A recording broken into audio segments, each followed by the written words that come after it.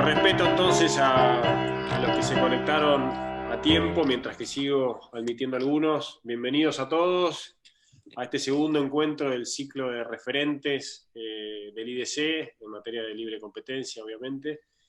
Ya tuvimos un primer encuentro con Guillermo Cabanellas, los que estuvieron presentes o los que lo vieron después en el canal de YouTube. Habrán visto que fue realmente muy interesante. Como destacamos en aquel momento, realmente creo que más allá del entrevistado, la entrevistadora fue espectacular, Carla Bordoli, y Guillermo Cabanellas estuvo realmente a la altura, y hoy no esperamos menos, Pamela y Alfonso, así que yo no voy a presentarlos, se van a presentar entre ellos, y antes de presentarlos, simplemente para los que veo que están conociendo por primera vez al instituto, contarles simplemente que el instituto es un espacio donde intentamos promover la investigación independiente en materia de derecho y política de competencia. Tenemos un consejo consultivo, digamos, internacional, donde hay varios miembros. Uno de ellos veo que se acaba de conectar, Ian Forrester, que es ex juez de la Corte General de Europa. Después, bueno, Richard Wish, Eleanor Fox, varios nombres que probablemente todos conozcamos en el mundo del derecho a la competencia y del antitrust.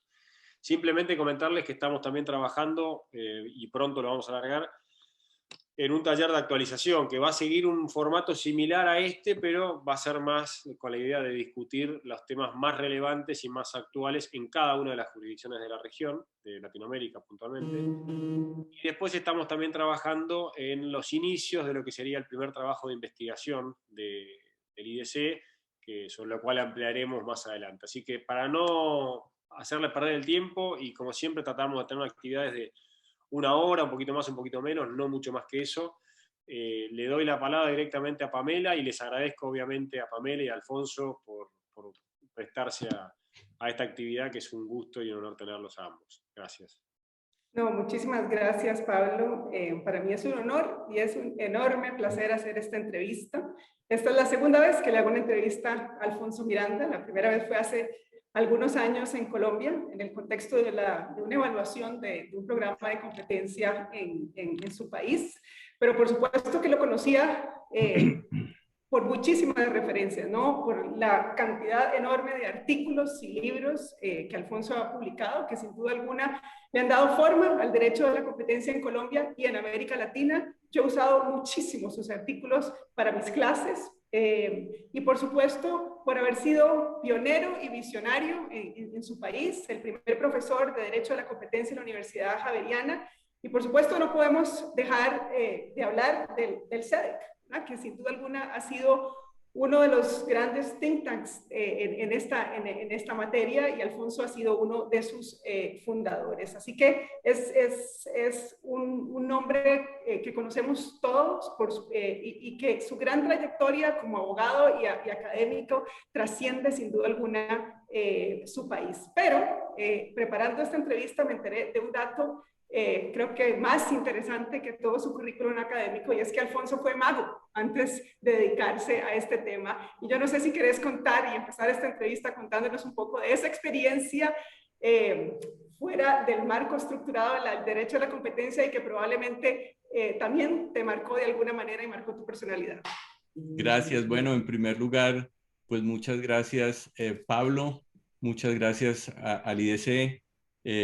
A Pamela, por supuesto, me siento muy honrado por esta invitación para formar parte del grupo de los referentes de este proyecto tan interesante que han ideado. Me vi con mucho interés la entrevista del doctor Cabanellas, y pues me siento al mismo tiempo muy honrado y vengo con mucha humildad como referente entonces de Colombia.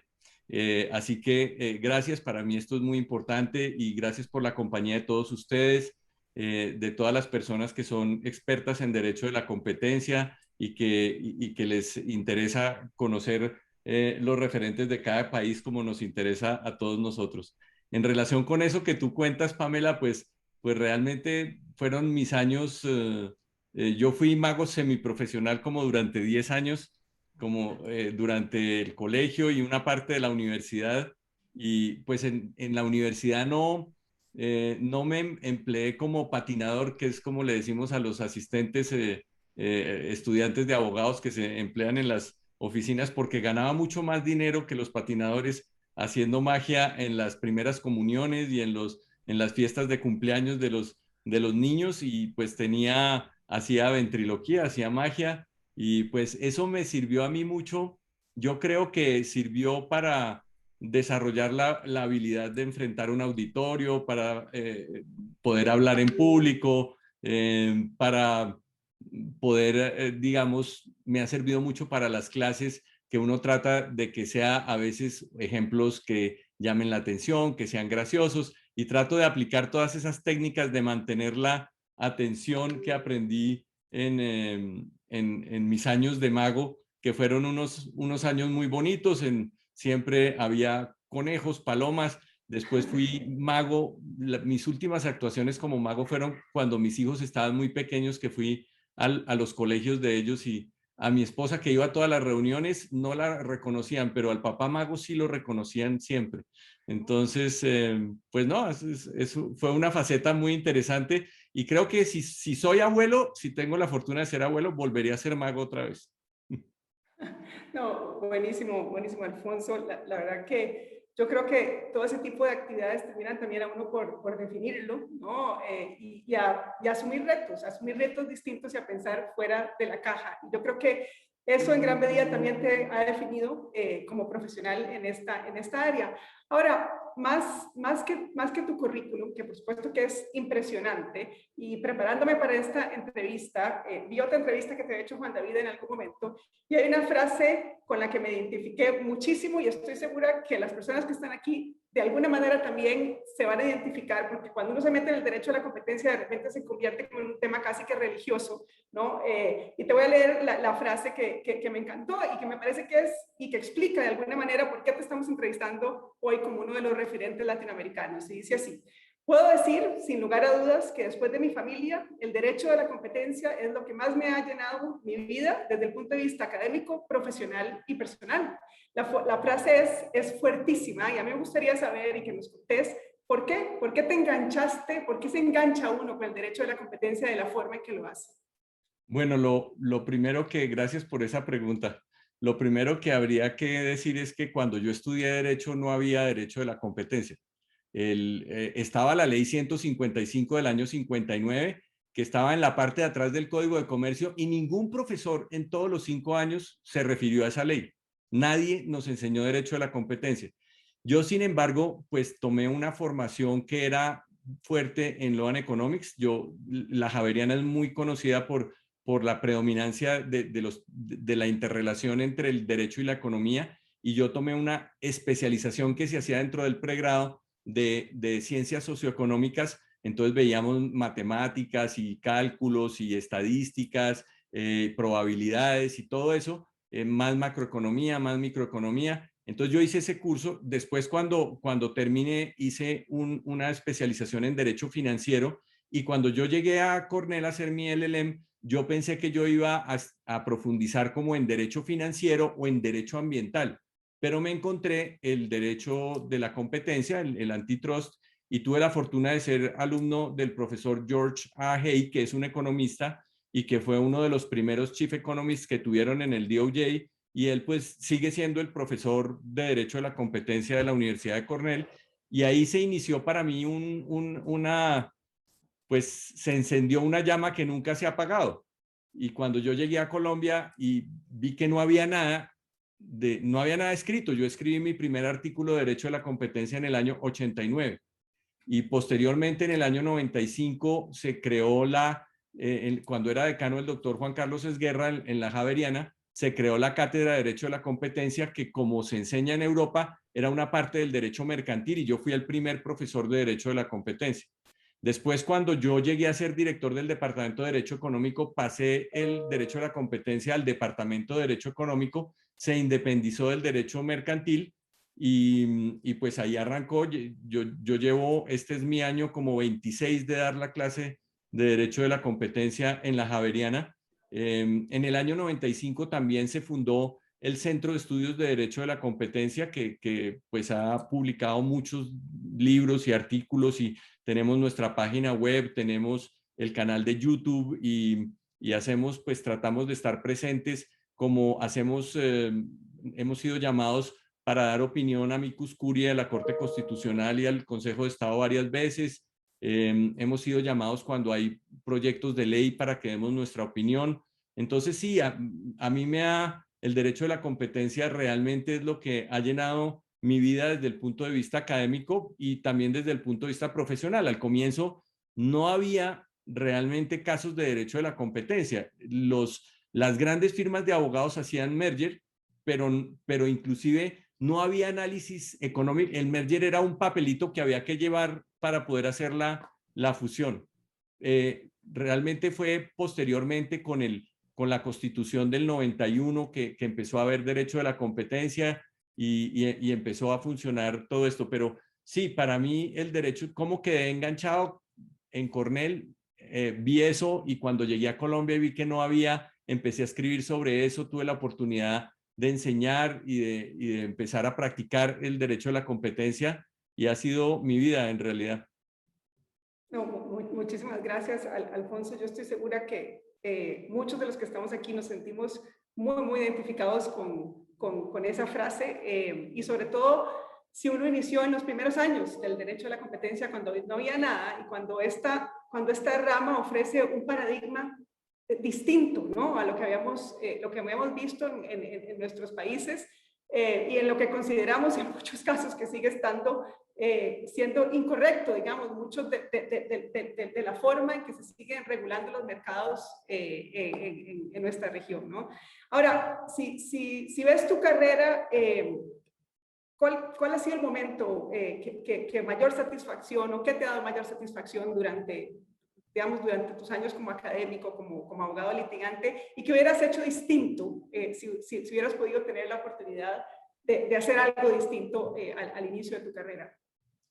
Gracias. Pues las satisfacciones yo diría que son de dos tipos, las de tipo académico y las de tipo profesional. Las de tipo académico, pues sin duda la creación de la Cátedra de Derecho de la Competencia en el 95, me parece, y la fundación del CEDEC, y que la Javeriana, pues ahora que Pablo decía que el IES hace todo a pulmón, en el CEDEC hicimos todo a pulmón y Juan David, que me acompañó en los primeros años, también, pues digamos, uno mismo financiaba una cantidad de cosas, pero lo que yo sí agradezco mucho es que la Javeriana siempre me permitió hacer las cosas y me dieron el espacio para hacer las cosas y el centro de estudios ha sido para mí una gran satisfacción.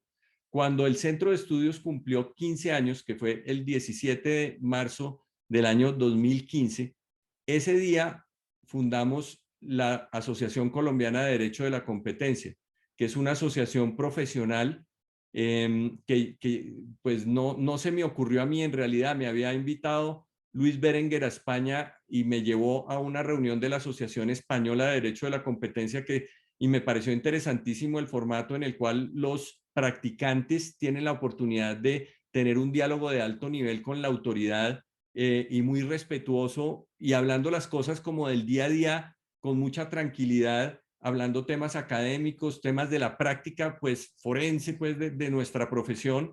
Y entonces creamos también esa Asociación Colombiana de Derecho de la Competencia, de la cual yo fui vicepresidente varios años y ahora ya tiene un nuevo liderazgo, mucho más joven y muy activo, y ha sido también un motivo de orgullo muy grande.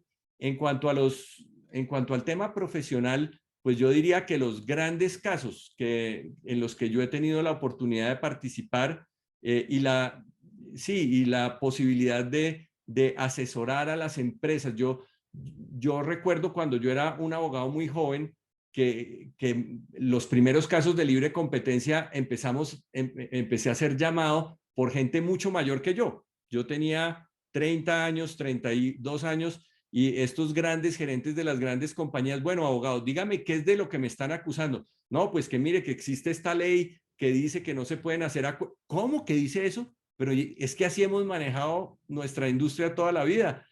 O sea, pero cuando uno explica la norma, cuando uno explica lo que hay detrás de la norma, los empresarios colombianos, y yo creo que en todos nuestros países, siempre quieren estar dentro de la legalidad. Entonces, el hecho de poder asesorar a nuestros clientes para que puedan cumplir con el principio de libre competencia, para que lo introduzcan dentro de sus valores, dentro de su gobierno corporativo, eso ha sido una gran satisfacción, poder ayudar a las empresas, porque soy un convencido de que la libre competencia mejora la calidad de vida de la gente, incrementa, mejora el empleo, mejora la economía y la satisfacción del consumidor y el bienestar del consumidor, y por eso pues soy convencido de que la libre competencia es un valor que en buena hora nuestros países latinoamericanos incluyeron en sus constituciones, y o sea, la autoridad ha tenido la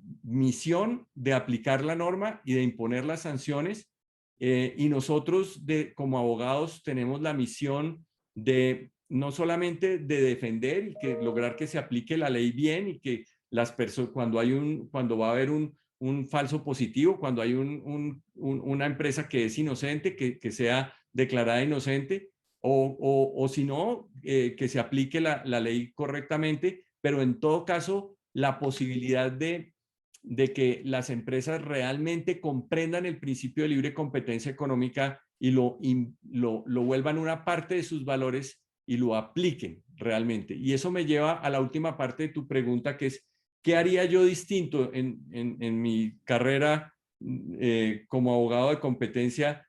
Tal vez lo que no hice y me lo ofrecieron alguna vez al puro comienzo y no me pareció tan atractivo lo que me ofrecieron, y hubiera sido interesante formar parte de la autoridad de competencia. Y pienso que eso, si volviera a hacer todo nuevamente, sí hubiera tratado joven de ser parte de la autoridad de competencia para poder ver esa otra cara. Yo pues he sido testigo de todos los superintendentes. Nuestra autoridad de competencia ha tenido una ruta ascendente y nuestro derecho de la competencia ha tenido una ruta ascendente, pero tal vez sería importante haber tenido esa visión desde adentro de cómo funciona. Sin duda, y estoy segura que hubiera sido realmente exitosísimo, pero sin embargo, me parece que la contribución que has hecho, o sea, en lo personal y desde todas estas instituciones y el sector académico, ha sido fundamental también para diseñar y de alguna manera contribuir a ese crecimiento del que hablas, del derecho a la competencia en Colombia y de la SIC en particular. Y entrando ya un poco más en lo que ha sido el desarrollo del derecho a la competencia en Colombia, en términos resumidos, ¿cuáles te parece que han sido, digamos, los momentos claves de ese desarrollo y por qué se han dado esos saltos, ¿no? En el derecho de la competencia de Colombia? Y esto lo pregunto también un poco pensando en el contexto latinoamericano. Si uno ve cómo inician las autoridades de competencia en la región, casi todas empiezan igual, ¿no? O sea, una autoridad pequeñita, con un poquito de recursos, con un entorno, ¿verdad?, completamente contrario al derecho, a los principios y los valores del derecho a la competencia. Y sin embargo, hay ciertas jurisdicciones que pegan unos saltos y que llegan a lograr algún grado de madurez. Y a mí me interesa mucho la pregunta de por qué. ¿Por qué unas sí pegan esos saltos y se pueden mantener en el tiempo y por qué otras no necesariamente lo logran? ¿Qué es el factor o el grupo de factores que hace que eso sea posible? Gracias. Para contestar esa pregunta, quiero hacer referencia a mi gran amigo y colega Juan David Gutiérrez, que pues fue mi alumno y con él es con la persona que yo más documentos he escrito en mi vida. Es un gran académico y él le ha interesado mucho este tema, y su trabajo de grado, que yo tuve la fortuna de dirigir, era un trabajo de grado con varias otras personas, pero en donde pues él se destacó de manera muy importante. Hicimos el análisis de las legislaciones latinoamericanas y después entre los dos escribimos un artículo también que relata un poco la evolución del derecho de la competencia a nivel mundial, latinoamericano y colombiano.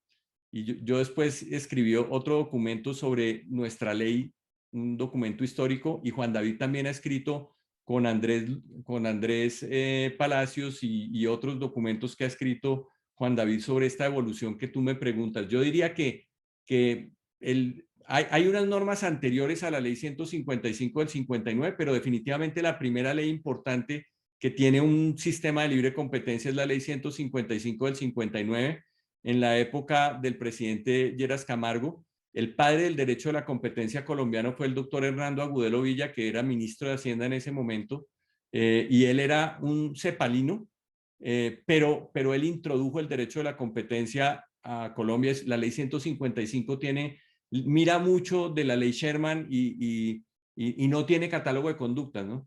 Tienes la prohibición general y algunas otras normas, pero ahí se dio el primer paso. Sin embargo, esa ley, como era pleno modelo de desarrollo cepalino en los años 60, en los años 70, no se aplicó. Nosotros en unos estudios de arqueología jurídica que hemos hecho, hemos encontrado por ahí 25, 30 casos. El doctor Andrés Palacios, yo mandé estudiantes al Archivo Nacional, encontramos algunos casos, inclusive algunos fueron al contencioso, pero no había una política de libre competencia, una política pública de libre competencia. La autoridad realmente hacía otra cantidad de cosas, entre ellas intervención de precios. La Superintendencia de Industria y Comercio en una época se llamó Superintendencia de Regulación de Precios, y no se aplicaba la normativa de libre competencia. Es con la Constitución del 91, posconsenso de Washington, y aquí me acuerdo de la intervención de Julián Peña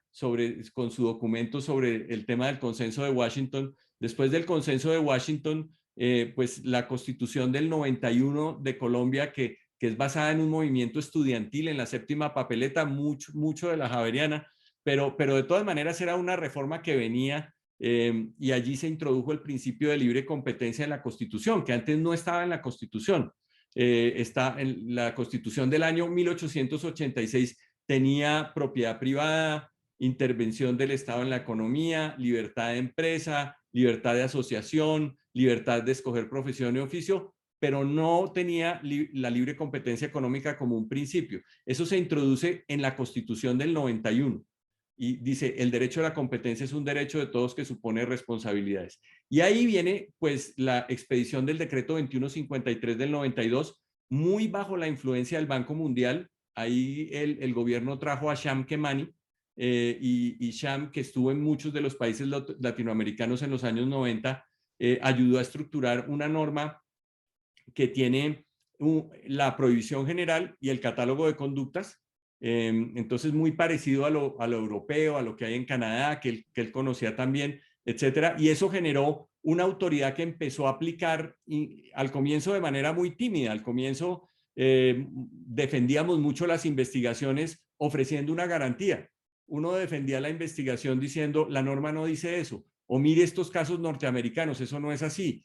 Pero poco a poco, naturalmente, la autoridad empezó a desarrollar su propia doctrina y hacer casos cada vez más importantes, y tuvo un ascenso muy importante, que viene a ser reforzado en el año 2009 con la expedición de la ley 1340 del 2009, que hizo varias cosas. En esa ley se hizo la autoridad única de competencia, que antes la superintendencia no era la autoridad única.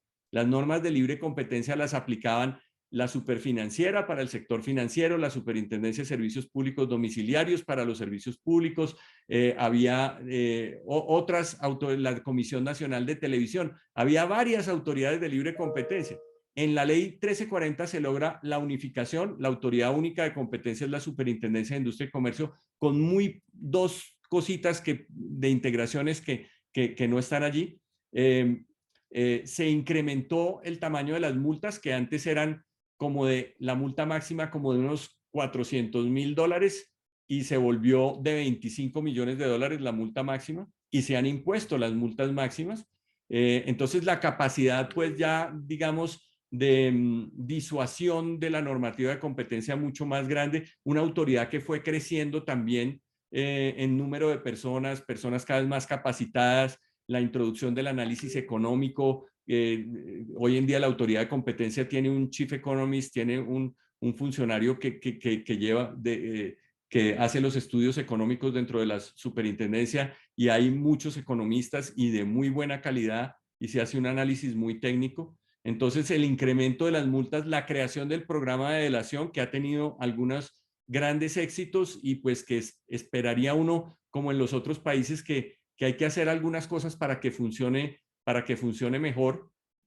Se aumentó el periodo de la caducidad, se hicieron unas reformas procesales, se incrementó la participación de los terceros. Entonces esa ley 1340 del 2009 pues es un gran hito, y pues yo diría que de ahí en adelante la autoridad, los casos, ¿no? Hacer casos importantes y casos que los empresarios han llegado a conocer y la sociedad colombiana ha llegado a conocer el derecho de la competencia a través de las decisiones de la superintendencia y de los grandes casos. Entonces yo diría que esos son los grandes hitos de nuestro desarrollo. Yo diría una ruta ascendente, y sí, naturalmente sí le vemos algunas cosas que hay que mejorarle al derecho de la competencia colombiano.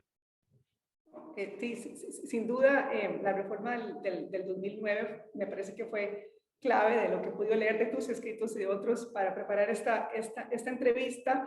Pero también en muchos de lo que se ha escrito también se dice que hay retos que tiene la SIC y que tiene el derecho de la competencia en Colombia. No sé si querés contarnos sobre esos retos, los retos más importantes que crees vos que tiene actualmente el derecho de la competencia en tu país. Sí, muchas gracias. Yo precisamente a nombre del SEDEC el 7 de agosto del 2018, que el 7 de agosto es el día que en Colombia se cambia el gobierno. Nosotros vamos a tener elecciones el próximo año y el 7 de agosto del próximo año tendremos un nuevo gobierno. El 7 de agosto del 2018 yo saqué un documento muy corto que habla de esta evolución que hemos tenido, esta evolución ascendente que hemos tenido, en dónde estamos como una de las, yo considero que la autoridad colombiana pues está al nivel del INDECOPI, está al nivel de la autoridad chilena, de la autoridad argentina, de la autoridad mexicana, que es realmente una autoridad que ha crecido, que tiene madurez, que ha logrado muchos éxitos en la aplicación de la normativa de libre competencia y la protección del principio de libre competencia con los objetivos que tiene nuestra ley, que es el bienestar del consumidor, la eficiencia económica y la libre participación de las empresas en el mercado. Eso lo ha logrado. Y sin embargo, pues digamos que nosotros lo que proponemos es que la autoridad no sea una autoridad unipersonal de un superintendente, sino una autoridad colegiada, porque nos parece que una visión de más personas podría contribuir a mejores decisiones. Entonces proponemos una autoridad colegiada, una autoridad más especializada. Es que la Superintendencia de Industria y Comercio en Colombia, como ha funcionado, tal vez le han puesto demasiadas cosas. Entonces es la autoridad de prácticas restrictivas de la competencia, es la autoridad de propiedad industrial, es la autoridad de protección de datos personales, es la autoridad de metrología legal, es el superior jerárquico de las cámaras de comercio, y le pusieron unas funciones jurisdiccionales para protección al consumidor y para competencia desleal, y es la autoridad administrativa de competencia desleal. Entonces hace muchísimas cosas. Nosotros pensamos que sería mejor especializar la autoridad. También el tema de la independencia de la autoridad. En Colombia, la Superintendencia de Industria y Comercio el superintendente es un funcionario de tercer nivel dentro de la rama ejecutiva del poder público, de libre nombramiento y remoción del presidente de la República, y por lo tanto, así los presidentes sean respetuosos, así los superintendentes digan que han tenido pues la libertad para aplicar la norma y todo eso, la superintendencia no tiene independencia desde el punto de vista institucional. Y la política de libre competencia es una política estatal, pero no debería ser una política gubernamental. Los norteamericanos crearon la Federal Trade Commission para que hubiera algo independiente. Y pues yo creo que en México la reforma constitucional, poner la autoridad al nivel del Banco Central como una autoridad con, digamos, estatus constitucional independiente. Nosotros pensamos que la superintendencia también necesita esa independencia. Hay un punto que a nosotros nos parece fundamental, y es que por el sistema que tiene la superintendencia, cuando la superintendencia se le dieron estas funciones con la ley 155 del 59, la superintendencia hacía la investigación y el Ministerio de Desarrollo en esa época tomaba la decisión. Después, con el 2153 del 92, el superintendente delegado de protección de la competencia, que es el que abre la investigación y la instruye, era nombrado por el presidente y no por el superintendente. Y todo eso ha cambiado porque hicieron unas reformas internas de la estructura de la superintendencia y hoy en día el superintendente delegado, que es el funcionario que abre la investigación y que la instruye y que hace un informe motivado recomendando sancionar o no sancionar, él también tiene una función en las normas colombianas de proyectarle la decisión al superintendente. Entonces nosotros decimos, no hay distancia ni independencia entre quien investiga y quien sanciona. No, la Declaración de los Derechos Humanos dice, todo el mundo tiene derecho a un juez neutral e imparcial. No hay neutralidad, porque los mismos funcionarios que abren la investigación, que practican las pruebas, que recomiendan sancionar, no hay una diferenciación con la superintendencia, con el superintendente que va a tomar la decisión, inclusive le proyecta la decisión. De hecho, eso fue un comentario inclusive de la OCDE para el acceso de Colombia a la OCDE en materia de competencia, que yo diría que ese también es un hito muy importante, haber hecho todo el proceso, los peer reviews y haber hecho todo el proceso de acceso a la OCDE. Y la OCDE le dijo a Colombia, debe haber diferenciación entre quien investiga y quien sanciona. Entonces, en el gobierno del presidente Santos, sacaron un decreto diciendo que el superintendente tenía periodo fijo, que se debía escoger con base en unas calidades que pusieron en el decreto, y que tenía periodo fijo. Y ese decreto fue declarado inconstitucional, naturalmente, porque no existe la base constitucional para dar esa independencia. Pues eso que se hizo ahí fue meramente cosmético para ser admitidos dentro de la OCDE. Entonces nosotros sí decimos que esa independencia institucional es importante y que esta independencia entre quien investiga y quien sanciona también es muy importante, porque pues todos los que defendemos decimos, bueno, la superintendencia, una vez que abren una investigación formal, es dificilísimo, porque el que abrió la investigación formal considera que había unas bases sólidas para abrirla. Practica las pruebas y después da una recomendación de que se sancione. Y salir de ahí es muy complicado, es muy complicado. Inclusive yo diría que en la revisión del contencioso administrativo, la superintendencia tiene un éxito en que no le tumben sus decisiones altísimo, porque los jueces del Consejo de Estado y de los magistrados y los jueces, pues hay una gran presunción de acierto técnico y naturalmente puede que haya muchos casos en que la decisión está bien tomada, etcétera. Pero lo que uno nota es que todavía no, los jueces contenciosos administrativos no tienen una penetración muy grande dentro del test de libre competencia, como que asumen que lo que hizo la superintendencia, eso ya, como dicen los españoles, va a misa, y entonces no hay un cuestionamiento grande de lo que ha hecho la autoridad de competencia. Entonces nos parece que lograr una autoridad colegiada, una autoridad con independencia del gobierno y que haya una separación entre quien investiga y quien sanciona son las cosas más importantes que deberían hacerse en el derecho de la competencia colombiana. Bueno, hay otra cosa, si me permites, y creo que sería algo interesante demostrar, y es el tema del catálogo de conductas. En el catálogo de conductas que nosotros tenemos, ese catálogo es del año 92. Por ejemplo, los acuerdos anticompetitivos no se distingue en la parte de acuerdos de precios, no se distingue entre horizontal y vertical. La norma sí dice, por ejemplo, para los acuerdos de repartición de mercados, sí dice los acuerdos de repartición entre productores o entre distribuidores. Entonces, digamos que están dichos, la norma dice que son ilegales en sí mismos los acuerdos horizontales de repartición de mercados, no los verticales. Entonces, caso Silvania, o sea, ahí se respeta que puede haber unos acuerdos verticales de repartición de mercados que pueden ser procompetitivos. Pero en cambio, en la fijación de precios no. La norma dice que se considera que son contrarios a la libre competencia los acuerdos que tengan por objeto o como efecto la fijación directa o indirecta de precios. Entonces, tanto los acuerdos verticales como los horizontales de precios se miran con el, pues normativamente están bajo la misma norma. Y eso ha hecho que la autoridad de competencia pues haya empezado a mirar acuerdos verticales y a torcerle el pescuezo un poco a la norma, decir, bueno, pero es vertical, entonces vamos a mirarlo de una manera distinta, etcétera, pero normativamente no. Entonces, así como fue importante tener un catálogo amplio de 10 acuerdos anticompetitivos, 3 actos anticompetitivos, 6 conductas de abuso de la posición dominante, posiblemente podrían simplificarse un poco más y permitir ya que el análisis económico pues brindara las líneas doctrinarias y jurisprudenciales con mayor claridad.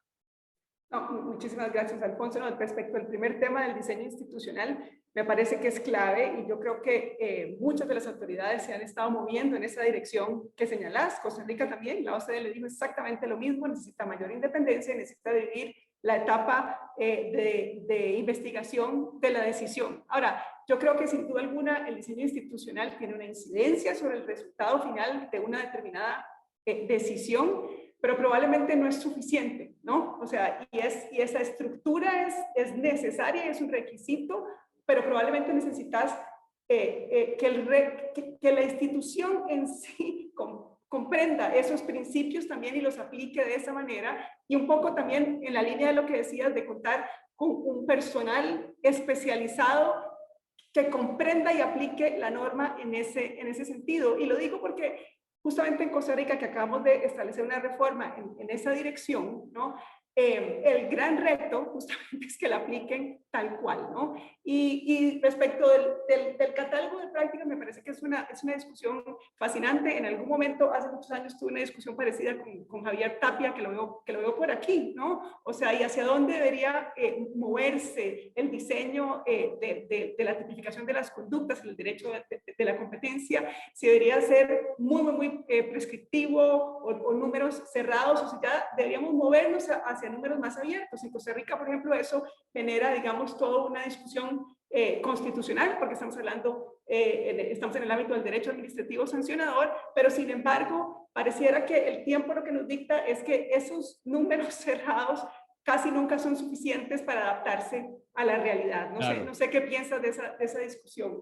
No, yo estoy de acuerdo contigo y pues yo ahí diría que afortunadamente el derecho colombiano ha tenido las dos cosas, o sea, ha tenido su catálogo de conductas que vino en el 2153, que es así como yo les cuento.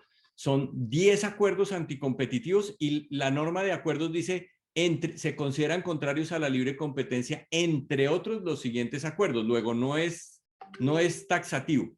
Tiene 3 clases de actos anticompetitivos y 6 clases de conductas de abuso de la posición dominante, que pues ahí no dice entre otros, y entonces uno dice podrían ser taxativas. Hay una discusión sobre eso.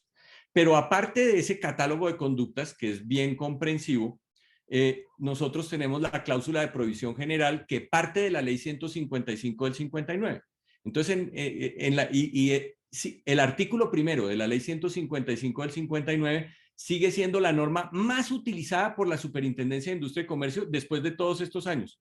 O sea, prácticamente toda investigación trae una acusación de la violación del artículo primero, que dice en su parte final, donde está la cláusula de prohibición general, que están prohibidas en general toda clase de prácticas y procedimientos tendientes a limitar la libre competencia y a mantener o determinar precios inequitativos. Entonces, con base en ese comodín, digamos, normativo, la superintendencia pues ha abierto muchísimas investigaciones y pues hubo un abogado entre nosotros que atacó la constitucionalidad, demandó la inconstitucionalidad del artículo primero por la falta de tipicidad, porque decía es que ahí se genera una norma, es una norma abierta, excesivamente amplia, que permite acusar cualquier cosa y entonces tiene un error de debido proceso, de derecho de defensa, etcétera, y la Corte Constitucional mantuvo el artículo primero y dijo, esto es derecho administrativo sancionador, no se necesita que sea tan preciso como el derecho penal, y esa cláusula general se ilustra a través de esas conductas que tiene el catálogo. O sea, como que es un sistema que permite que la autoridad mire una conducta y diga que es anticompetitiva. nosotros decimos, o yo por lo menos digo eso, sobre eso hay discusión en Colombia, por supuesto, yo por lo menos digo que cuando la autoridad va a utilizar la cláusula de provisión general, debería hacer un test de la regla de la razón y debería mirar el mercado relevante, la naturaleza, el propósito, el efecto de la conducta y hacer un análisis de balanceo para ver las características procompetitivas y anticompetitivas de la conducta para ver si esa conducta es anticompetitiva o no. Y en el caso cuando está el catálogo de conductas, entonces pues la norma presume que son anticompetitivas. Entonces un acuerdo de precios, la norma arranca diciendo se considera que son contrarios a la libre competencia. Y entonces ahí ya, pues digamos, puede que no sea una regla per se como en los Estados Unidos, pero sí por lo menos la carga, la superintendencia ha dicho que la carga de la prueba, cuando lo acusan a uno de un acuerdo de fijación de precios, la carga de la prueba está en el demandado, de demostrar que ese acuerdo no era anticompetitivo. Y yo creo que le va a quedar muy difícil demostrar que no es anticompetitivo porque ya el legislador clasificó la conducta. Sí, le dio el presupuesto al revés de como debería. Pero sin duda, a ver, pareciera que, a ver, tener un diseño más flexible es como lo más natural al derecho a la competencia de las conductas. Yo sí creo. En el mercado, ¿no? O sea, yo sí creo. Pero eso también trae una gran responsabilidad, ¿no? Para la autoridad que lo está aplicando y exige un análisis económico fuerte, ¿no? O sea, claro, y mira, yo una vez en esas reuniones a las que vamos todos en Washington de la American Bar Association, yo me metí una vez a un panel en donde estaban, que era de economistas, sobre la regla per se y la regla de la razón. Y estaba Shapiro y estaban todos los grandes economistas, y eran los economistas los que decían que había que mantener algunas reglas per se. Claro. Muy simpático eso, pero es cierto, hay ciertas conductas en las que necesitas algún tipo de regla per se, y sobre todo, bueno, donde hay menos discusión en las conductas horizontales. Ahora, pasemos a lo que ha sido la aplicación del derecho de la competencia en Colombia, y antes de entrar, digamos, en casos relevantes, hay un tema más que mencionaste en alguno de estos artículos, y es un tema para mí que también es interesante, y decís que la autoridad colombiana necesita fortalecer o aplicar de una manera más fuerte lo que son las normas de abogacía de la competencia, ¿no? O sea, promover más la competencia en los mercados. Y eso, por supuesto, nadie puede estar en desacuerdo con eso, pero la pregunta complicada ahí es, o sea, ¿cuál debe ser ese balance, ¿no? Entre el enforcement y la abogacía en una autoridad de competencia, y un poco relacionado con la pregunta de qué tan efectiva, ¿no? Es la política de competencia en general con digamos, y cuál debería ser ese balance detrás que deben tener las autoridades de competencia en general. Gracias por esa pregunta que me parece fundamental. Es que yo creo que en los primeros tiempos de la aplicación de la norma, 1 milímetro de sanción son 10 kilómetros de conferencia. Pero yo creo que la actividad, o sea, la misión de la autoridad de competencia es proteger la libre competencia, no poner multas. A veces uno piensa, el Estado tiene, no solo en libre competencia, sino en todos los otros órdenes del derecho administrativo sancionador, pues uno dice, es como un criterio como fiscalista, o sea, los empresarios, como decía Churchill, ¿no? Muchas veces dice, el empresario es un lobo que hay que abatir, otros piensan que es la vaca que hay que ordeñar, y pocos ven que es el caballo fuerte que tira del carro. Y me parece que en Colombia muchas veces los empresarios pues son los que dan el empleo, los que pagan los impuestos, y pues lo digo en relación con todos nuestros países. Entonces yo sí creo que el ánimo sancionador es importante y debe tenerlo. Una autoridad de competencia debe sancionar y bajo los hechos y con las pruebas, y debe imponer las sanciones, y las sanciones deben ser grandes y deben ser disuasorias. Eso es muy importante. Pero al mismo tiempo, también hay que reconocer que el Estado es también gran parte de las restricciones de la libre competencia, las hace el Estado con sus regulaciones, y por lo tanto una abogacía de la competencia orientada a instruir a los funcionarios estatales en las comisiones de regulación, en los ministerios, para promover la libre competencia y no restringirla. Y también digamos que en Colombia hay un movimiento muy interesante que parte de este superintendente actual, que ha hablado mucho del tema del compliance, porque como decía yo antes, la superintendencia desde afuera tiene que aplicar la norma y le está diciendo, pórtense bien porque les voy a imponer una multa. Y yo creo que debe haber un movimiento desde el interior de las empresas, haciendo que la gente capture, que los CEOs, que los gerentes, que los dueños de las compañías incorporen el principio de libre competencia económica dentro de su credo. Y claro, aquí me doy cuenta que nosotros los de libre competencia es como una religión, sí, sí. Nosotros somos adoctrinados y fieles de la libre competencia, pero sí es un valor muy importante para que lo introduzcan dentro de su gobierno corporativo y para el compliance. Y el superintendente colombiano promovió que se creara una norma técnica de compliance de libre competencia y ya en Colombia hay una norma técnica. Entonces yo creería que si hay empresas que se meten y sacan, quedan, haz de cuenta, como un ISO 9001 de libre competencia y eso le va a ayudar para tener menos investigaciones o para que si lo investigan, pues eso le debería dar algunas millas.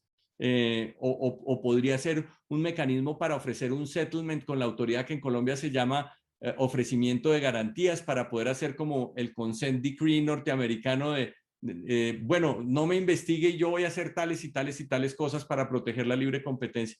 Entonces sí pienso que tenemos las normas ahí y que se está haciendo el trabajo de profundizar y yo diría que esa idea de darle mucho peso al compliance es una gran idea. Y la idea de la norma técnica es una gran idea. Y ahí va.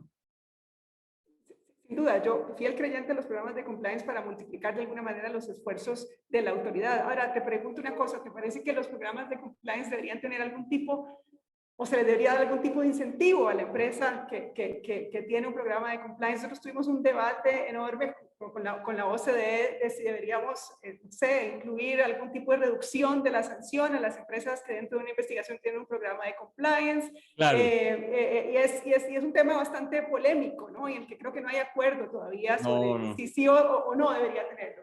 Pero nosotros en Colombia también hemos tenido una gran cantidad de debates sobre eso, precisamente al interior de la ACDC, de la Asociación Colombiana de Derecho a la Competencia y en varios otros foros. Y realmente, pues claro, ¿cuál es el riesgo de eso? Bueno, primero que sí hemos hecho investigaciones y sí hay países que le dan kilometraje y rebajas de multa, sí hay países que hacen eso. Pero naturalmente el riesgo de eso es que pues puede haber unos programas de compliance completamente cosméticos que no sirven para nada y pues que es digamos, es una fachada y por detrás de eso se están haciendo todas las prácticas restrictivas. Me acuerdo mucho de un superintendente delegado, el doctor Jorge Sánchez, que decía, uy, yo en esas discusiones, yo tuve que revisar todos los de Odebrecht y tenían los mejores manuales, decían que habían hecho todo lo máximo y eran Odebrecht. Entonces, pues digamos que eso tiene que ser tomado con un grano de sal, como dicen los anglófonos, pero yo sí creo que en la medida en que se profundice en la apropiación del principio de libre competencia, ese tipo de cosas deberían valer. Sí, sí, probablemente este es un tema que va a pasar o va a seguir un camino similar al de la clemencia, ¿no? De ensayo y error, ¿verdad? O sea, hasta que lleguemos a un balance adecuado entre crear incentivos o poder establecer algún marco que justamente evite esos programas cosméticos, o sea, que son simplemente para mostrar y nada más. Pero realmente un tema interesantísimo en el que, como bien decís, no hay un acuerdo sobre cuál debería ser la hoja de ruta para las autoridades, pero por lo menos como tema de principio entre los programas de abogacía, sin duda, creo que es la mejor forma de multiplicar de alguna forma los esfuerzos de la autoridad. Y ahora sí, pasemos a los casos, ¿verdad? Vale. No sé si querés contarnos sobre, no sé, 3 casos que hayan marcado de alguna manera el derecho a la competencia en Colombia. Muchas gracias. Bueno, yo sobre lo de los 3 casos, pues hay muchísimos casos importantísimos en Colombia de distintas áreas del derecho de la competencia, pero yo me referiría a estos. En el año 2000, yo tuve la oportunidad de participar en la integración ACES-Avianca. que era, pues, era la época de septiembre 11, las aerolíneas en una crisis terrible, ACES y Avianca habían tratado cada una por su lado de ir a las alianzas internacionales y las habían rechazado por chiquitas, y entonces presentaron una integración, claro, una integración entre la primera y la segunda.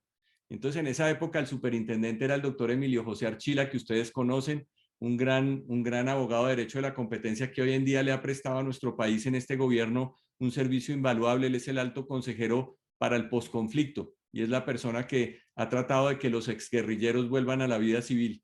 Ha hecho una tarea invaluable.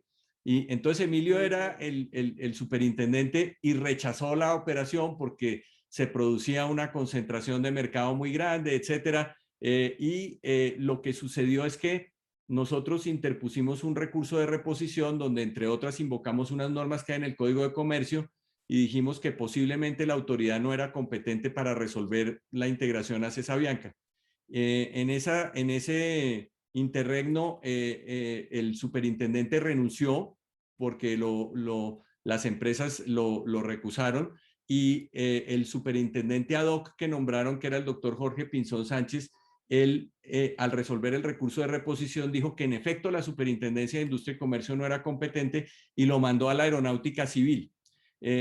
Nosotros habíamos presentado la integración tanto en la Superintendencia de Industria y Comercio como en la Aeronáutica Civil porque considerábamos que ambas autoridades eran competentes para mirar la integración.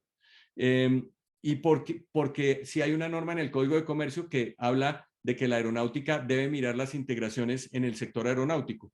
Pero nosotros pensábamos que la Superintendencia de Industria y Comercio miraba la parte de libre competencia y la aeronáutica miraba la parte aeronáutica. Y aquí se fue toda la integración para allá.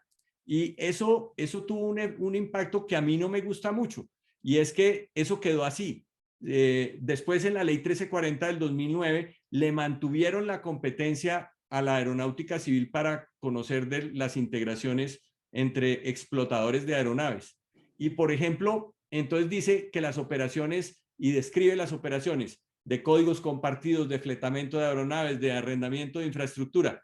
Yo tuve hace unos años la integración KLM Air France Alitalia, y en esa integración había esas operaciones y había otras cosas, era muy grande la operación. Entonces yo nuevamente lo presenté ante la Superintendencia de Industria y Comercio y ante la Aeronáutica Civil.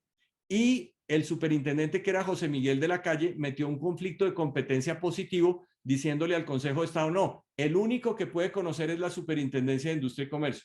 Y el Consejo de Estado dijo, no, el único que puede conocer es la Aeronáutica Civil. Entonces es un caso muy importante cuyo resultado, pues digamos, la integración ACES Avianca se pudo hacer, fue aprobada. La Aeronáutica Civil sacó una decisión en el año 2000, que es una decisión que habla de la industria aeronáutica desde Ícaro hasta nuestros días, pero no dice nada de libre competencia, y aprobó la integración. Muy bueno para las empresas, pero muy malo para la libre competencia. Y me parece que deberíamos volver a que fuera la superintendencia la única autoridad de competencia, que tenemos otra excepción, que son las dos únicas excepciones, y es que las integraciones solamente entre entidades financieras las mira la superintendencia financiera. Pero ahí sí quedó muy mal hecho, porque dice que la superintendencia financiera tiene que pedir un concepto a la superintendencia de industria y comercio, y que si hay que hacer condicionamientos, los condicionamientos los hace la superintendencia de industria y comercio. Entonces, esa norma también es un ornitorrinco muy complicado que no funciona bien. Yo te digo una cosa, yo hice una de las mayores integraciones financieras que ha habido en mi país, donde una compañía colombiana, suramericana, compró una compañía multinacional, la Royal Anson Alliance, y como la que compraba era Suramericana S.A., que no es una entidad financiera, esa operación netamente financiera la miró la Superintendencia de Industria y Comercio. Entonces, yo sí creo que en este tema de integraciones hay que hacer que sea una sola autoridad. El segundo caso que yo te quisiera mostrar es un caso que tuvimos un caso que tuvimos de precio inequitativo, que fue el caso que hizo la superintendencia contra Chevron y CACIP. CACIP era el concesionario del aeropuerto de San Andrés Isla, una isla donde pues naturalmente es el único aeropuerto. Y entonces los aeropuertos en Colombia concesionados. Esos aeropuertos fueron concesionados y el concesionario tenía que hacer una gran cantidad de obras. Entonces él tenía todos sus ingresos, no le alcanzaban, y tenía un ingreso no regulado que era la tarifa de acceso a pista, porque el combustible estaba fuera del predio del aeropuerto. Entonces ellos inventaron una tarifa de acceso a pista por subirle la entrada a los carrotanques que iban de Chevron a poner la gasolina en el ala del avión. Esa era una tarifa de 70 pesos por galón, y la volvieron de 1.900 pesos por galón. Entonces, un incremento del 2.000%. La autoridad de competencia le inició una acción a CACIP, que era el concesionario, y a Chevron, les dijo que tenían un acuerdo vertical de fijación de precios, que en realidad después la autoridad dijo que no. Les dijo que tenían un acuerdo de ventas atadas porque le hacían que las aerolíneas, para que les pudieran poner combustible, tenía que pagar el cargo de acceso a pista, y finalmente ese también lo desecharon. Y el cargo que sí prosperó fue el de los precios inequitativos.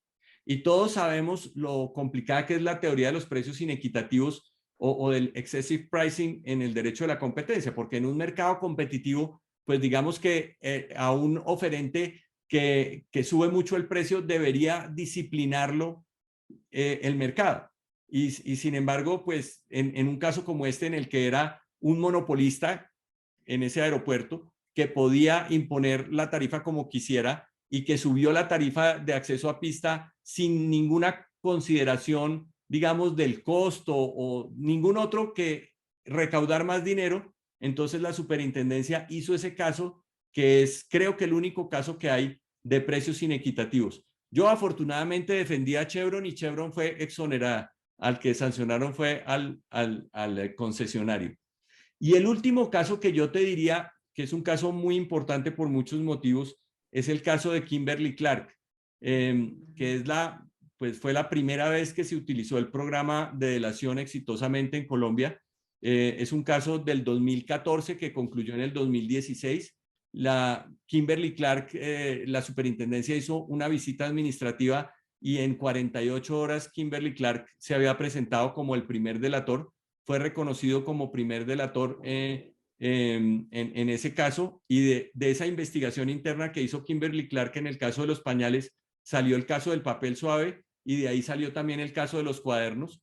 Kimberly-Clark continuó pues con su programa de investigación y hizo una delación también en el Perú, donde fue reconocido como primer delator.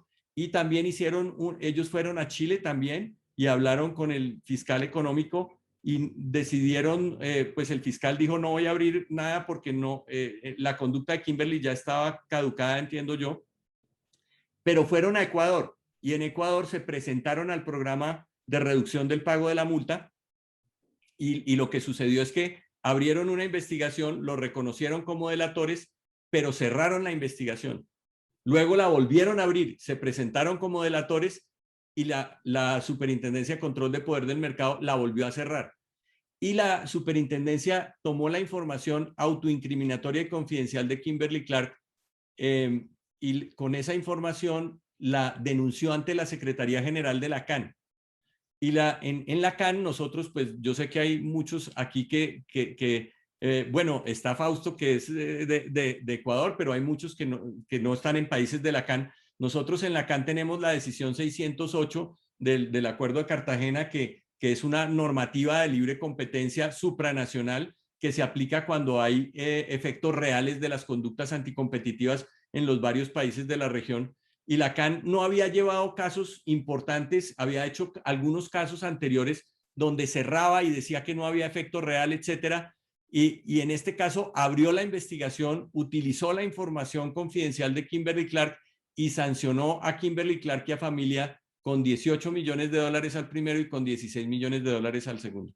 Esa decisión está en recurso de reposición, lleva muchos años todo esto, está en recurso de reposición porque, pues mientras tanto, Kimberly-Clark demandó los actos administrativos con los cuales en el Ecuador se desclasificó la información confidencial de Kimberly-Clark, y los tribunales ecuatorianos, el Tribunal Segundo de Guayaquil, si no estoy mal, dijo que esa conducta de la SCPM de desclasificar la información que se había utilizado en un programa de delación era nula e ilegal.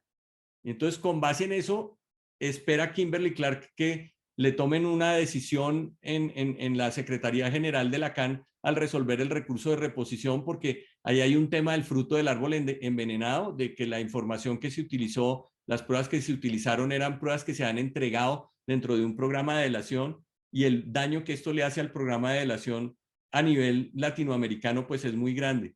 Entonces el caso de los pañales, que se derivó en el caso del papel suave y en el caso de los cuadernos, ha sido un gran caso en Colombia, muy importante. Kimberly Clark fue exonerado de multa 100%, tanto en Colombia como en el Perú, y está produciendo estos efectos en la región por la intervención de la Secretaría General de la CAN. Entonces yo diría que a nivel de casos, pues claro que hay muchos más, pero esos 3 para mí han sido muy importantes. Muchísimas gracias, Alfonso. Me parece que hay muchísimo que aprender de estos casos que mencionas. Sobre el caso de San Andrés, bueno, yo me leí un resumen del caso y me llamó la atención una sugerencia que hace la SIC en ese caso, y es casi que dice, mire, la verdad es que esto se hubiera podido solucionar con regulación directa, ¿no? Este tema, porque es un concesionario, ¿no?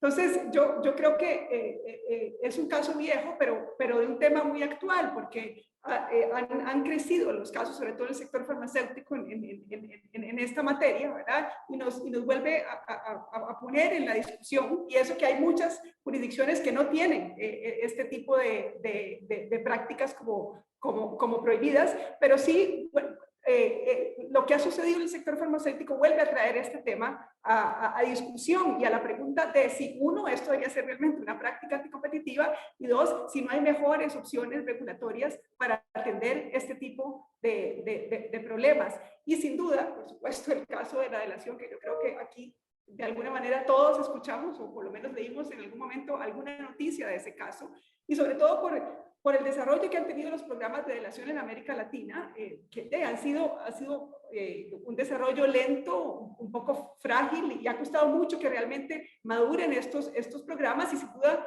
hay que protegerlos, ¿verdad? Y resoluciones como estas casi que pueden desarmar todos los esfuerzos que se han hecho.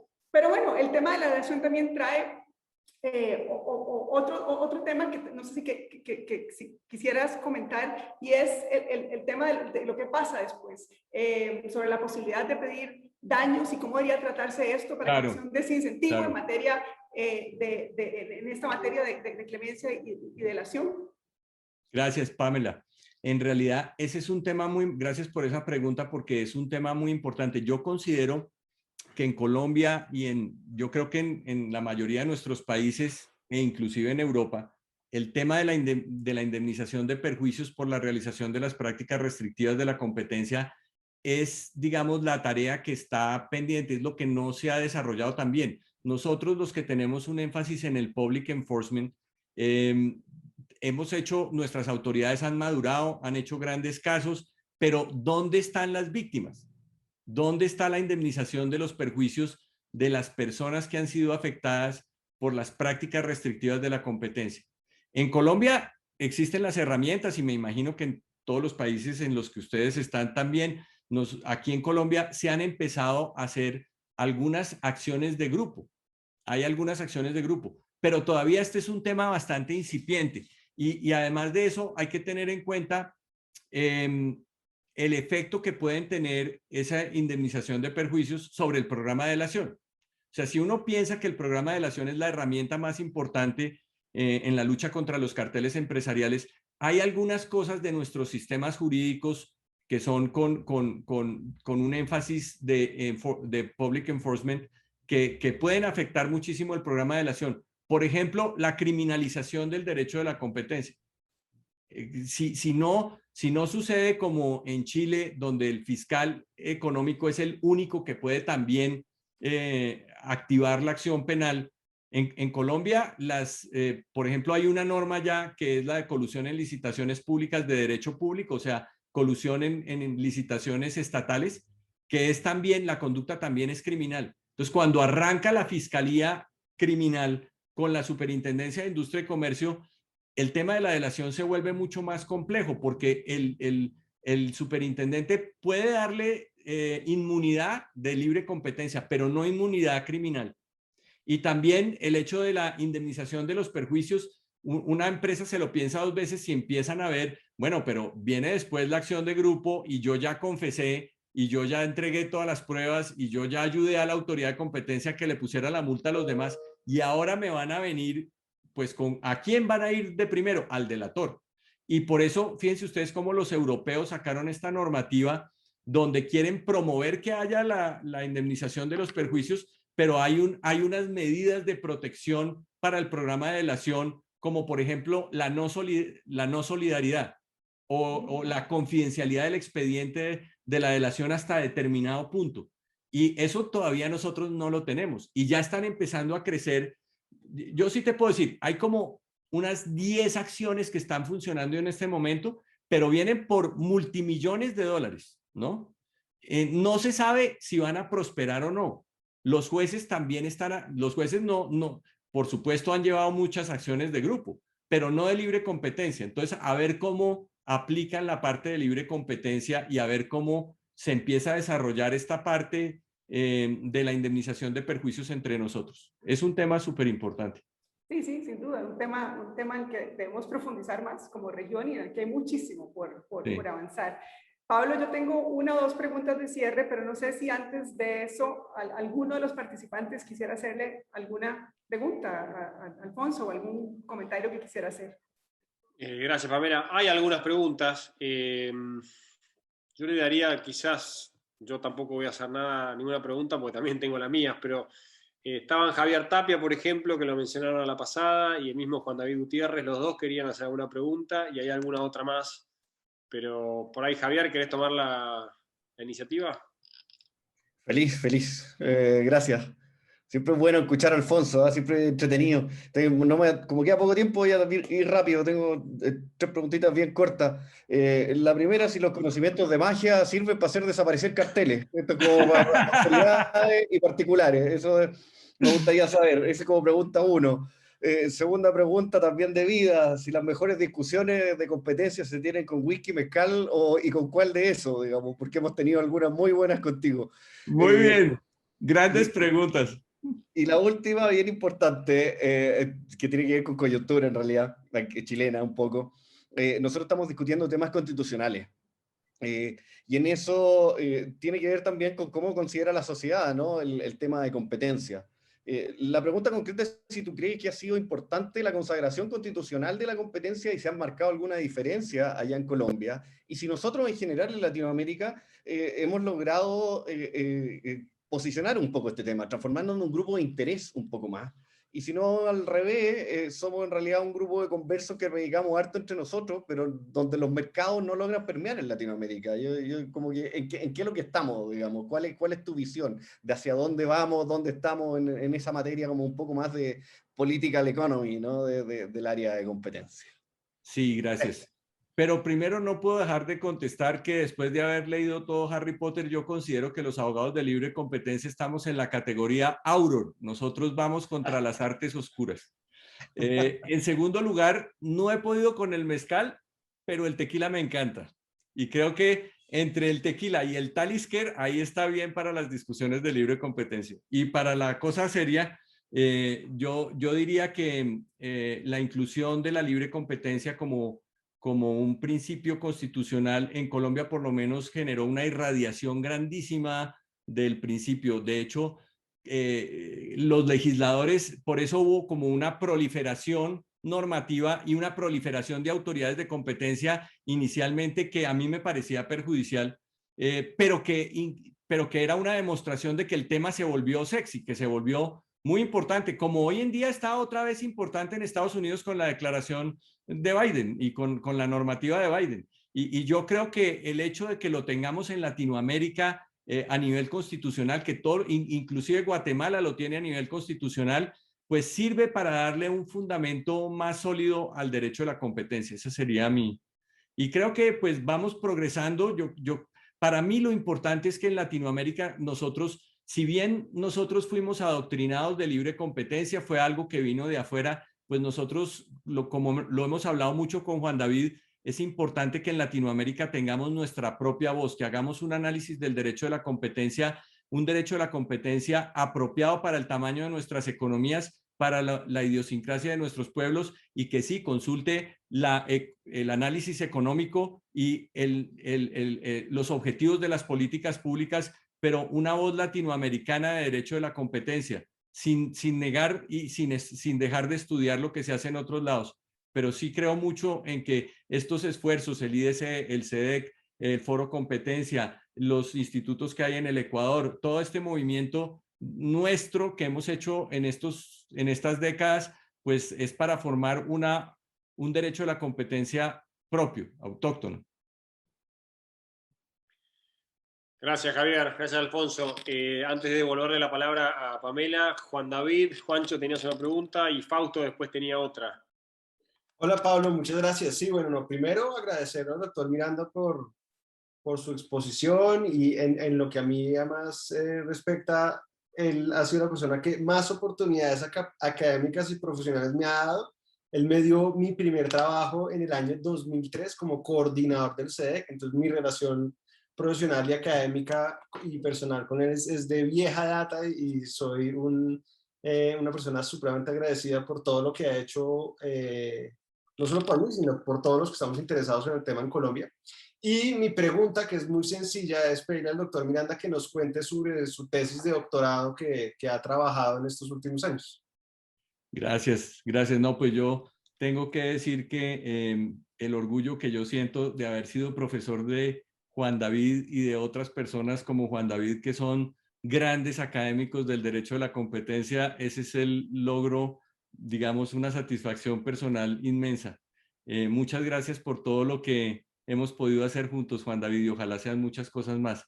En relación con mi tesis doctoral, pues sí, yo ya a esta edad me dio por decir que quería hacer un doctorado, lo estoy haciendo en Salamanca, me dirige el profesor Carbajo, y mi tema es la delación. Y pues precisamente estoy analizando los retos que tiene la delación en los países latinoamericanos. Tomé como base solamente 4 países, estoy tomando Colombia, Perú, Chile y México. Como base para hacer algo de comparatística y mirar cuáles son los principales retos que algunos los he mencionado. Por ejemplo, ese tema de la criminalización, cuando no se puede al mismo tiempo que uno admite a alguien como primer delator, darle una inmunidad criminal, pues eso es una disuasión muy grande para participar. Y pues hay otros retos importantísimos que ahí se están analizando en la tesis. Sí, espero el COVID me dio muy duro para la época del COVID, fue muy dura y me atrasó un poco el proyecto, pero sí espero terminarlo este año. Muchas gracias, Juan David. Gracias, Juan David. Gracias, Alfonso. Fausto Alvarado, tenías una pregunta. Y gracias Pablo, gracias Alfonso, súper chévere tu exposición y tu historia, creo que es digno de reconocer. Y Pamela, gracias también por la entrevista, muy chévere.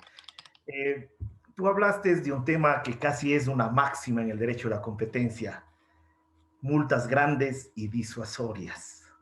No, pero eso tiene un límite, y es justamente el tema de cuánto impactó la práctica anticompetitiva en el mercado, porque no puedes pasarte de esa línea, por muy que quieras poner una multa grande y disuasoria.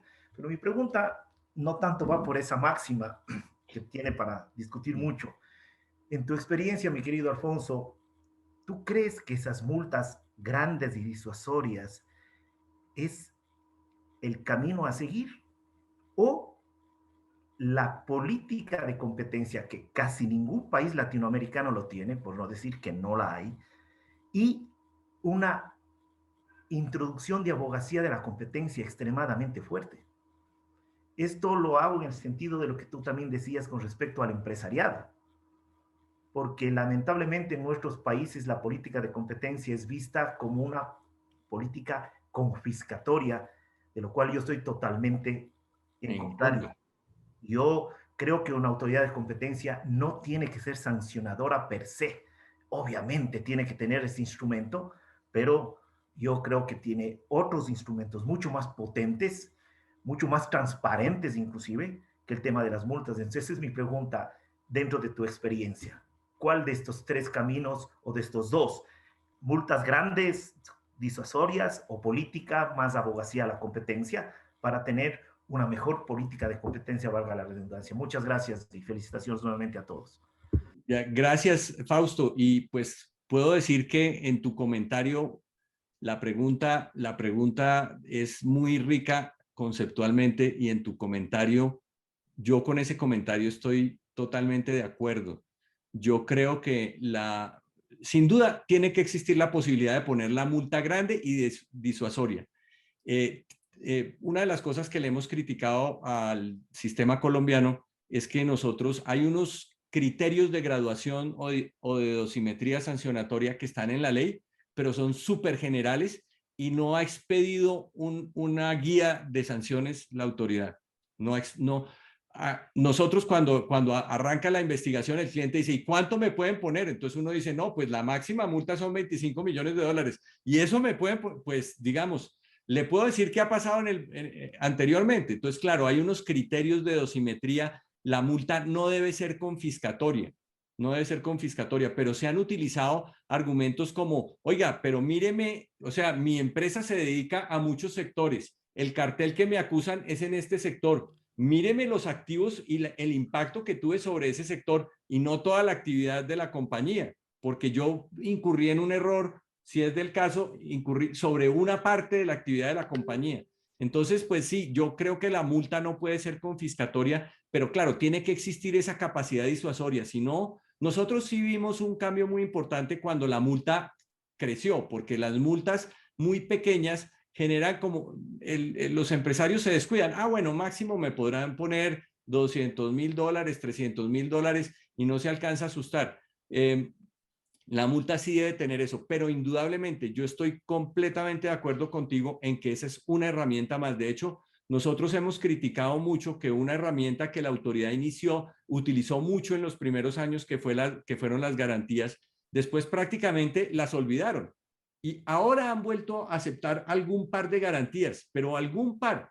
Y yo pienso que esa es una herramienta súper válida para que la autoridad de competencia, pues, primero no tiene que hacer la investigación, no tiene que demostrarle al investigado que incurrió en una violación de las normas. Y segundo, es instantáneamente que mejora la libre competencia, porque los compromisos que se adquieren cambian la estructura del mercado y cambian la conducta de las compañías de manera inmediata. En cambio, en la investigación te demoras 18 meses, puede que impongas la multa y que la conducta realmente no, o el mercado no cambie muchísimo. Entonces, yo sí creo que entre el settlement o las garantías, la abogacía de la competencia y el compliance, ahí debería haber una fuerza mucho mayor. Naturalmente soy consciente que en los primeros años es importante poner sanciones para demostrar que la autoridad tiene la garra, que tiene la capacidad de hacerlo. Pero yo sí creo que a veces hay un sesgo demasiado sancionador y que si se abre una investigación tiene que haber multa. Tiene que haber, no hay argumento posible que se pueda esgrimir. También en el caso colombiano, por eso de que no hay independencia entre quien investiga y quien sanciona, entonces pues como que no hay posibilidad nunca de que le escuchen a uno los argumentos. La respuesta es siempre la misma respecto de los argumentos que se planteen al comienzo. Entonces pues sí creo que es un conjunto de cosas y que no puede, el énfasis no puede ser absolutamente sancionador y en eso estoy de acuerdo con todo tu comentario, estuve de acuerdo. Gracias. Gracias, Fausto. Gracias, Alfonso. Y una de las marcas registradas del IDC es tratar de ser puntuales. Ya vamos 1 hora y monedas. Obviamente van a cerrar Pamela y Alfonso. Yo no me voy a quedar con las preguntas en la boca y creo que hay para hablar muchas horas. Hablamos de constitucionalidad, de indemnización de daños, de precios excesivos, de diseño institucional. Me parece que el tema de la disuasión definitivamente está por ahí dando vueltas y hay que encontrarle la vuelta para que definitivamente las leyes sean más disuasivas o los sistemas y las políticas de competencia lo sean. Algo que repetíamos en Argentina cuando reformábamos, cuando hacíamos intentos de reforma de ley que después se dio, es hasta el 2000, 2018 creo que incumplir la ley argentina era negocio, porque las multas no disuadían, el sistema de indemnizaciones no funcionaba, etcétera. O no digo que hoy sea muy distinto, porque si bien se cambió la ley, las multas son mucho más altas, con esta costumbre que tenemos de incumplir la ley escrita, todavía, por ejemplo, la autoridad independiente no está creada, y siempre hay algo pendiente. Entonces me parece que donde hay que trabajar mucho, esto es una opinión muy personal, es en la disuasión, pero bueno, no quiero repetir lo ya dicho, y me quedo con mis preguntas por ahí para otro encuentro. Pamela y Alfonso, mil gracias, pero bueno, les doy la palabra a ustedes dos. Pamela, cerrá como quieras, y Alfonso, un gusto tenerte y un honor, como siempre. Gracias. Estás muteada, Pamela. Muchísimas gracias, Pablo. La verdad que ha sido un placer hacer este recorrido por la maravillosa carrera de Alfonso y por el derecho colombiano y las implicaciones que eso tiene en su país y en la región. Me parece que lo propio es darle la palabra a Alfonso para que cierre con una pregunta y es simplemente cómo ves el derecho a la competencia en 5 o 10 años en Colombia, en Latinoamérica, cuáles son sus retos, un resumen de lo que vos crees, cómo se va a ver ese derecho de la competencia en tu país. Buena pregunta, ¿no? El tema de la futurología. Bueno, yo lo que pienso es que hay como dos cosas que van a marcar en Latinoamérica. El primero es que como en el resto del mundo, el tema digital es transversal completamente y pues se va a ver, o sea, no solamente el tema de las grandes compañías, de que todos van a ser el caso de Amazon, el caso de Google, el caso de Facebook, eso es muy importante, pero yo creo que, digamos, la forma como se comportan los mercados, la influencia que tiene el manejo del Big Data en los mercados, pues va a hacer que, yo no es que crea que se necesita una reforma, ni mucho menos, ni crear conductas, creo que el derecho a la competencia, por ahora, hasta donde yo lo veo, y además se lo escuché decir a Bill Kovacic también, no creo que se necesite una normativa especial, pero ciertamente análisis económico sí tendrá que haber y yo creo que lo que vamos a ver es, digamos, una aplicación de los principios de libre competencia a un entorno crecientemente digital que ha sido acentuado ese salto tecnológico por la pandemia y que nos va a llevar pues, hacer una aplicación del derecho de la competencia en esos mercados afectados por el mundo digital. Es en primer lugar. Y para el caso de Latinoamérica, yo diría que lo que viene, indudablemente, que va a ser una línea de trabajo para abogados de competencia y para abogados no de competencia, sino litigantes en temas de daños y en todo esto, pues es el tema de la indemnización de los perjuicios en las prácticas restrictivas de la competencia. Ojalá, digamos, que los países latinoamericanos logren consolidar sus procesos. Hay autoridades bastante jóvenes, hay autoridades que necesitan algún nivel de reforma. Yo personalmente pienso que nuestro país se beneficiaría de algunas reformas, como lo he mencionado. Ojalá en algún momento se puedan dar. Entonces, así sería como yo vería el derecho a la competencia en los próximos años y no puedo cerrar sin agradecer nuevamente de manera inmensa la presencia de todos ustedes, la oportunidad del IDC, el liderazgo de Pablo, y por supuesto la amabilísima entrevista de Pamela. Muchas gracias a todos ustedes por escucharme en el día de hoy. Bueno, muchísimas gracias, Alfonso, gracias, Pamela, y gracias a todos por haberse sumado una vez más. Y de vuelta, para respetar los horarios, vamos a ir cerrando y pronto les vamos a dar novedades sobre el taller que comentamos al inicio y sobre alguna nueva tarea de investigación que estamos empezando lentamente. Muchas gracias y nos vemos la próxima. Abrazo. Chao. Abrazo.